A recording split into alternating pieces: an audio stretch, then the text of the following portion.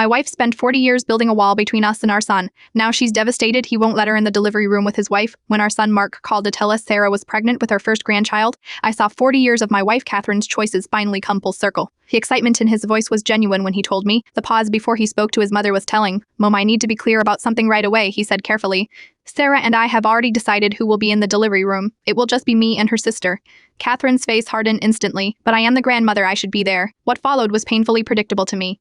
Catherine didn't ask why, didn't consider Sarah's comfort, didn't acknowledge that this intensely private moment belonged to the parents. Instead, she launched into the same pattern I'd watched unfold since Mark was born, minus making everything about her feelings, her expectations, her rights. For 40 years, I'd tried to soften Catherine's edges around our son. When 3-year-old Mark preferred my bedtime stories, Catherine sulked for days.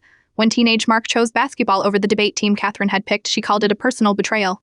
When he moved across the country for college, she claimed he was abandoning his family. Each time I'd say, "Catherine, you are building a wall between you and him brick by brick. Someday, you'll want to reach him and that wall will be too high." She never listened. Over the months of Sarah's pregnancy, Catherine escalated from guilt trips. "I guess I won't experience this milestone with my only son," to manipulation. "Sarah's mother doesn't have your experience," to outright demands I have a right to be there. She sent articles about grandparents in the delivery room to Sarah. She called Sarah's parents trying to form an alliance. I warned Catherine repeatedly, "This isn't your decision, you are making things worse." A week before the due date, Mark called me alone. "Sarah's so stressed about mom showing up uninvited that her doctor is concerned about her blood pressure. We've decided not to tell you which hospital we're using." The pain in his voice was unmistakable. This wasn't what he wanted. "I understand, son," I said. When I told Catherine, she exploded, accusing me of siding against her, of not fighting hard enough for our rights. She threatened to call every hospital in the city. "This is exactly why they're keeping it from us," I said.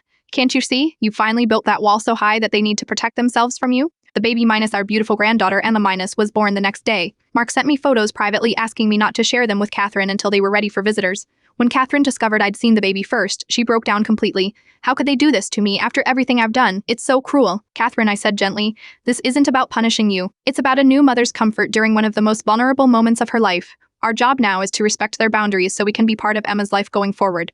2 days later, Mark invited us both to the hospital. In the elevator, I took Catherine's hand. "Remember what matters here," I said. "Not who is in the delivery room, but whether we'll be welcome in their home with our granddaughter for years to come." Catherine nodded tearfully, and when we entered the room, she did something I hadn't seen in 40 years. She approached Sarah first, not the baby, and simply said, "Thank you for making my son so happy." The wall didn't come down that day, but I saw Catherine finally recognize its existence, minus, and perhaps lay down her first brick and building a bridge instead.